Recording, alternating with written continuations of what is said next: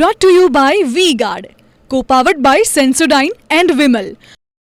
બોલો ઝુબા કેસરી. રાજકોટથી સમાચાર, જ્યાં ટીઆરપી ગેમ ઝોનમાં અગ્નિકાંડના કેસ મુદ્દે કાર્યવાહી તેજ ચાલી રહી છે. પૂર્વ ટીપીઓ મનસુખ સાગઠિયાની મુશ્કેલીમાં વધારો થઈ શકે છે. જી હા, આ કેસમાં રિમાન્ડ પૂર્ણ થયા બાદ બીજા કેસમાં ધરપકડ કરવામાં આવી શકે છે. આરએમસીની બેઠકોની મિનિટ્સ બુકની અંદર છેડછાડ મુદ્દે તેમની ધરપકડ થશે.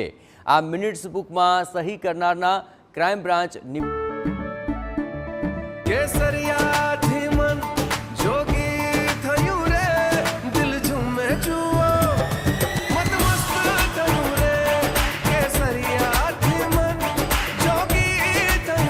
हर पल मनाओ केसरी त्योहार विमल बोलो जुबान केसरी. નિવેદન લેશે, જ્યાં ટીપી શાખાના 20 જેટલા કર્મચારીઓના નિવેદન લેવાઈ શકે છે.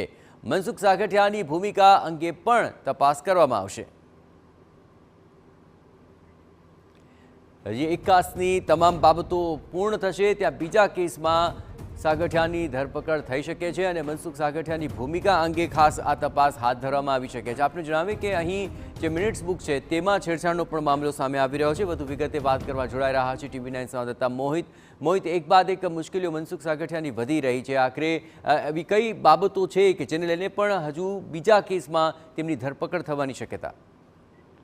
જયેશ, રાજકોટ મહાનગરપાલિકાના પૂર્વ town planning officer MD Sagathiya છે, તેમની જે ટીઆરપી ગેમ ઝોન અગ્નિકાંડના મુદ્દે ધરપકડ થઈ છે ને અત્યારે તે પોલીસ રિમાન્ડ પર છે.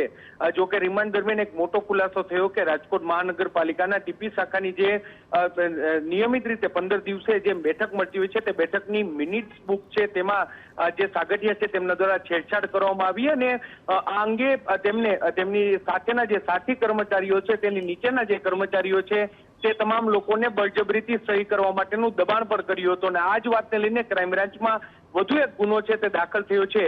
સાગઠિયાના હવે ગણતરીના દિવસોમાં રિમાન્ડ છે તે પૂર્ણ થવાના છે. ત્યારે આ રિમાન્ડ પૂર્ણ થયા બાદ વધુ એક કેસમાં તેની ધરપકડ છે તે થઈ શકે છે. સાથે સાથે જે ક્રાઇમ બ્રાન્ચના સૂત્રો પાસેથી જે માહિતી મળી રહી છે તે પ્રમાણે મિનિટ્સ બુકમાં જે અધિકારી કર્મચારીઓએ પોતાની સહી કરી છે તે તમામ 20 જેટલા કર્મચારી અધિકારીઓ છે તેની પણ ક્રાઇમ બ્રાન્ચ છે તે પૂછપરછ કરી શકે છે અને સાગઠિયા વિરુદ્ધ પુરાવાઓ છે તે મજબૂત કરી શકે છે. મહત્વનું છે કે જે ટીપી શાખા દ્વારા આ જે ગેમ ઝોન છે તેને તોડી પાડવા માટેની નોટિસ છે તે આપવામાં આવી હતી અને ત્યારબાદ જ્યારે પણ 15 દિવસે રિવ્યુ બેઠક મળતી હોય છે ત્યારે આ ડિમોલેશન થયું છે કે કેમ તે અંગેનું રિવ્યુ છે તે લેવાનું હોય છે, પરંતુ સાગઠિયા દ્વારા આ પ્રકારની કોઈ જ કાર્યવાહી કરવામાં આવી નથી. અને એટલું જ નહીં, પરંતુ તેમને ક્રાઇમ બ્રાન્ચ સમક્ષ કબૂલ્યું હતું કે મિનિટ્સ બુકમાં એટલે કે આ પ્રકારની મિટિંગમાં આ ડિમોલેશન અંગે કોઈ પણ પ્રકારને નીચેના અધિકારીઓ છે તેમના દ્વારા સૂચના આપવામાં આવી નથી અથવા તો માહિતી જાહેર કરવામાં આવી નથી, જેને લઈને જ ક્રાઇમ બ્રાન્ચ દ્વારા ઊંડી તપાસ કરવામાં આવી અને આખો ઘટસ્ફોટ છે તે થયો છે, જેને કારણે જ હવે સાગઠિયા છે તેની મુશ્કેલીમાં વધારો થઈ શકે છે અને બીજા કેસમાં તેની ગમે ત્યારે ધરપકડ કરવામાં આવી શકે છે. જી બિલકુલ, આભાર મોહિત. તમામ ગતિવિધિઓ પર આપ નજર રાખते રહેજો. તો એક બાદ એક મુશ્કેલી એમ કે સાગઠિયાની વધી રહી છે. એક કેસ બાદ બીજા કેસમાં પણ ધરપકડના ભણકારા વાગી રહ્યા છે અને ટીઆરપી ગેમ ઝોનને લઈને તેમની સામે કાર્યવાહી ચાલી જ રહી છે અને હવે અન્ય એક કેસમાં પણ તેમની મુશ્કેલી વધી શકે છે.